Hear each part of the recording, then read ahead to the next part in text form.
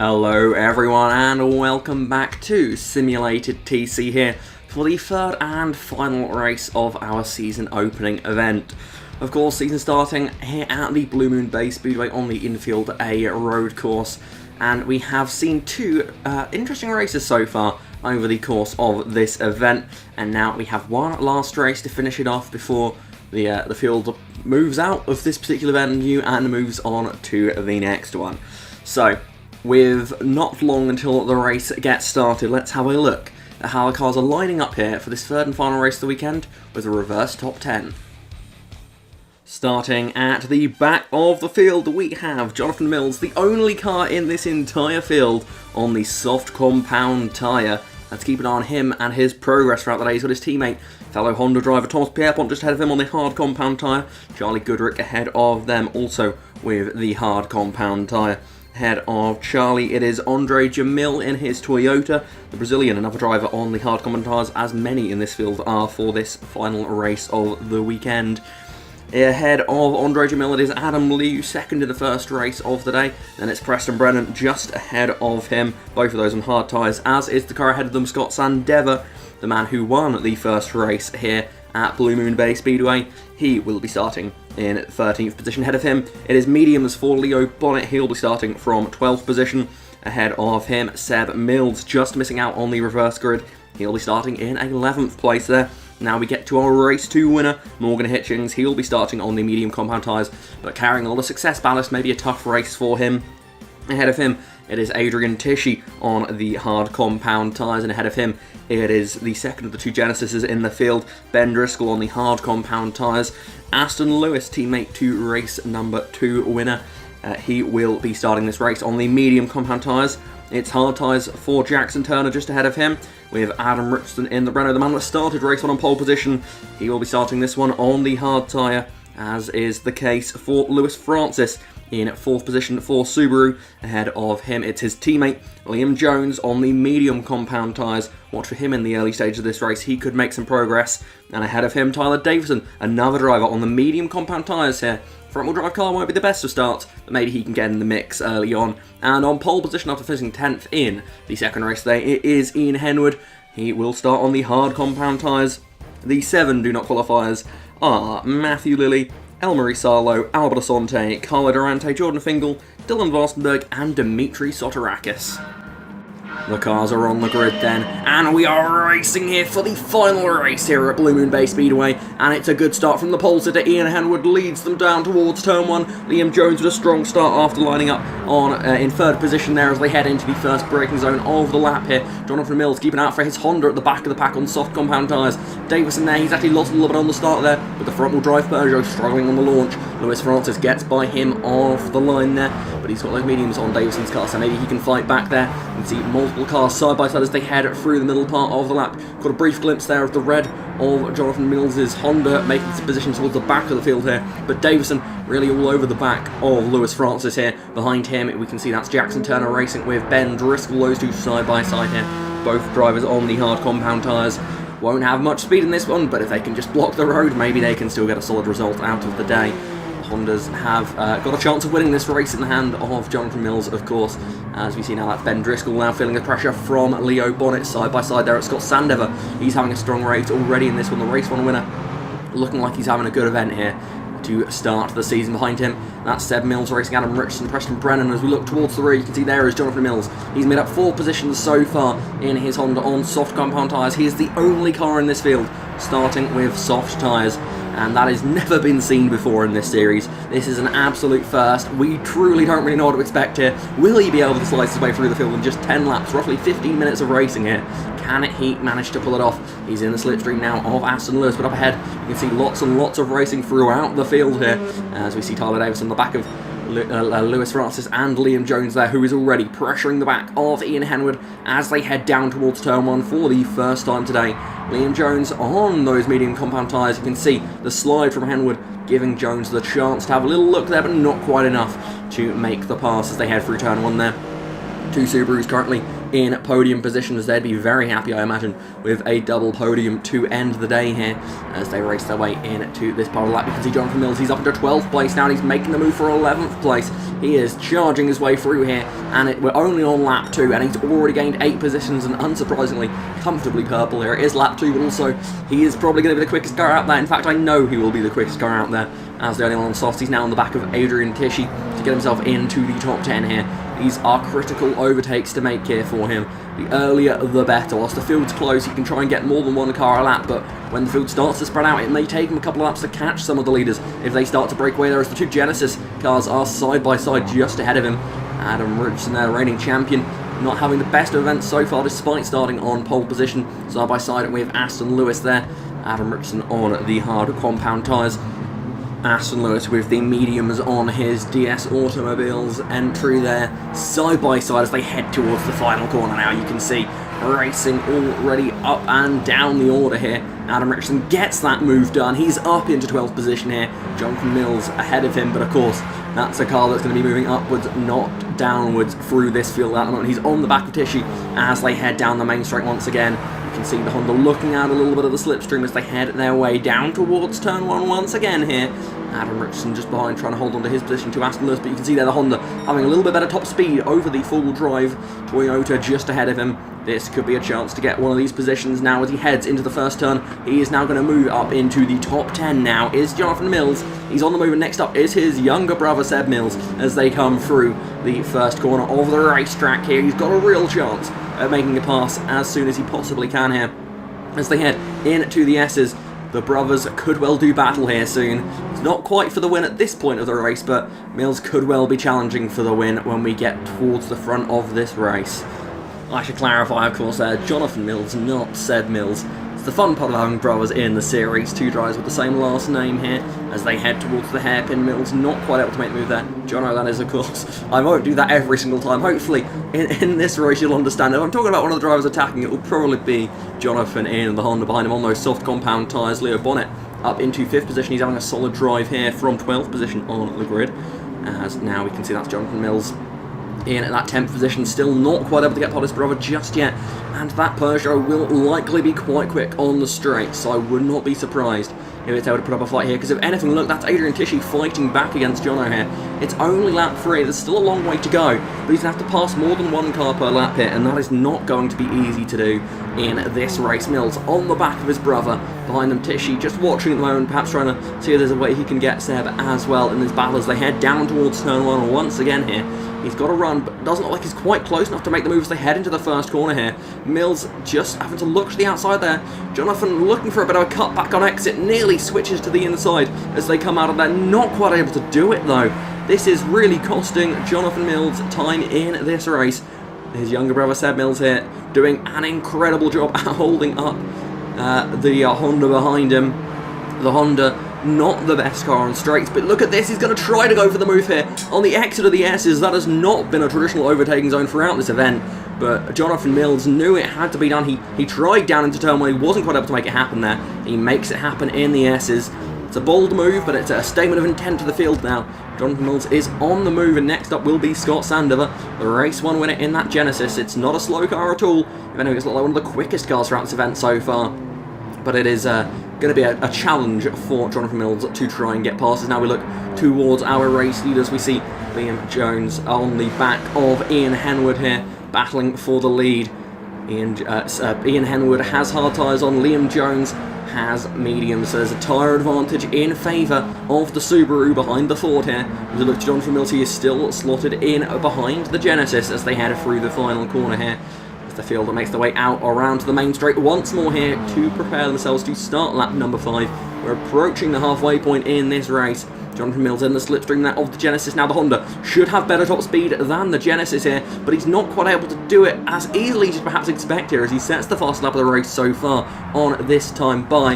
And they head down towards turn 1 here. You can see he's going to have a look. Can he do it? He can indeed. He brakes later. He makes the move down the inside. Jonathan Mills up in to 8th position there, and Scott Sandover did all he could there. I think he perhaps thought he had that one until he got to the braking zone when Mills launched it down the inside, and speaking of doing just that, he sends it down the inside of the other Genesis and gets him at the start of the S's there. Jonathan Mills, I said he's going to need to do more than 1 pass per lap, and he's done 2 already on this one. Next up is his teammate Jackson Turner. Can he get him into the hairpin here?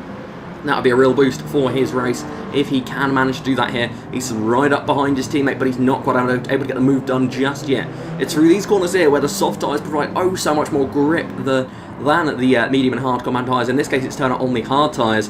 And you can see there that the difference in grip through these slow speed corners is very, very obvious. Mills really pressuring the back, but he just can't seem to quite get away past through there. Now as they head towards the final corner, that's not really a proper overtaking zone, unless there's been some sort of drama ahead, or it's the opening lap perhaps. But in this case, it's looking very close in that battle. If we look back towards the leaders here, Liam Jones is still in the shadow of Ian Henwood here. The battle for the lead, it's threatening at the moment here, mediums versus hards. Liam Jones, if he wants to win this race, he knows that Jonathan Mills is coming through the field here. He's going to have to make a move soon, but it looks like he's just too far back at the moment here. Lewis Francis behind him, so he's got no real threat from behind, with his teammate being the car behind him at the moment in that battle on the podium here. But as we look down towards turn 1, Mills is behind his teammate there. Turner goes a little bit wide. Could that open the door up? Not quite able to do it there. Jonathan Mills unable to make the pass as they head through turn 1. Can he get the exit though? Can he do what he did to Ben Driscoll a lap ago? Down the inside of the S's. He's not quite close enough to do it. I've said it before and I'm sure I'll say it again. One of the hardest cars to pass in this field when you're racing is your teammates, because they have the same strengths and weaknesses. But saying that, he's trying into the exit of the S's. He's not quite able to do it there. He has to sit behind. He's not able to make the position just yet in this race. But with 4 laps left after this one, we are getting closer and closer to the must dive bomb stage of the race with Mills. And as we say that, the bridge is blocking our view, but I think he's had a look down the inside there. He has. They're side by side through the hairpin here, and as they exit on the power, look at the grip difference. There you go. Jonathan Mills up into 6th position now. He has just got 5 cars between him and the lead of this race. And if you look to the top right of your screen, you see the track map. The field is very, very close still here. We could see these moves happening. It is getting tense here for those that want to either try and see Jonathan Mills win it, or those that want either Ian Henwood, Liam Jones, or Lewis Francis to win it, because at this stage of the race it is too tight to call here. But now you can see Jonathan Mills has a run on Leo Bonnet as they head towards the straight they go.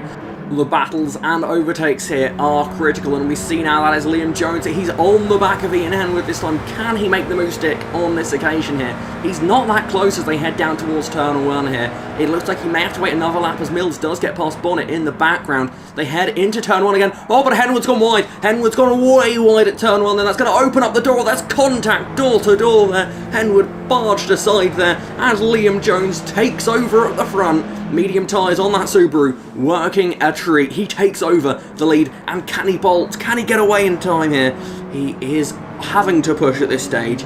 He is in a tricky position, but Mills now up into 5th position. A position a lap now, if he gets one more on this lap, will be enough in this race. Next up for him is Tyler Davison, and we saw earlier with Seb Mills in a Peugeot that's a hard car to pass here. Tyler Davison in a similar position here indeed. But it's worth noting, Seb Mills on medium tyres. That would have given him a slight better chance of defending. Tyler Davison on the hard tyres. Actually, sorry, no, Tyler Davison on the mediums as well here. So it is the same situation here. But look at the difference there. Jonathan Mills already going around the outside of the hairpin. He's going to try and make it happen here. He's onto the brakes. They head into the next double apex left-hander, and he gets P4. Now all he needs to do is a position per lap. This is the point in the race now where he is in control of this one. You have to imagine that at this stage, a position per lap is possible for him.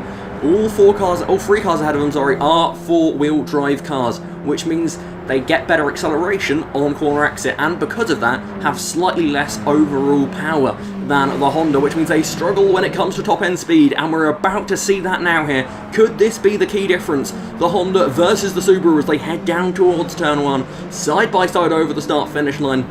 We start lap 8 of 10 here. This is a nail-biting one. As they head down towards turn 1, Jonathan Mills gets his move done for this lap. There we go. That's that one ticked off the list. Next up is Ian Henwood. He can do it. If he does it this lap, he'll give himself an extra lap to spare here.